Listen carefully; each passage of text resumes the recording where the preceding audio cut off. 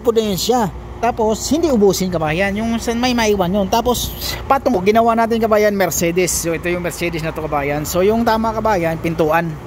So dito yung tama. Tapos hindi ko na hinila. So pinalo-palo na lang kasi may bukol, tapos lubog. So kaya naman sa masilya yon.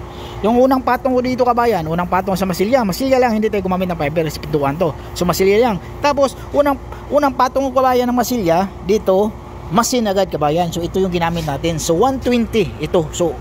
So lilihain natin ng 122, igano natin. Yan, tirahin natin ng 120. Pagkatapos pudpudin siya. Tapos hindi ubusin kabayan, yung may maiwan yun. Tapos patong ka ulit. So pagpatong ulit, kasi yung dito yung tama, dito ka magmasilya, tapos tama dito magmasilya. Tapos lihain mo ulit kompleto.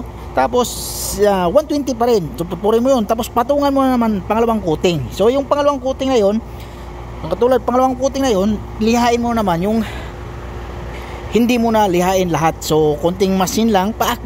Tapos pagkatapos yun mag-black ka na. So pwede ka gamit na itong mahaba yung black, pero wag lang iabot dito kasi hindi blending na yung pinder. So hanggang dito lang tayo. Kailangan hanggang dito lang. So yung dito naman, katulad yan, yung pintuan naman, sinali naman to dito maliit. So walang problema yon, yung cutting ta dyan, kasi hindi na blending yung pinder din. So pagkatapos dito kabayan, malihan mo na ng 120. Pak. Pagkatapos i-black mo na ngayon kabayan. Black 120 pa rin. Tapos kasi pangalawang coating ka lang, tapos na yun. 120, 180, tapos 320. Pagkatapos 320 ka na ng masin dito, hanggang dito lang yung masin 320 dito. Tapos pagkatapos diyan, tapos na. Primer na siya agad kabayan. So yun ang style para mas mabilis yung trabaho. Tapos habang nagpapatuyo ka, magtanggal ka ng mga accessories, katulad ng handle, yung nickel dito. Tapos yun lang kabayan, mabilis yung trabaho, mas hindi ka pagod, yung ganun.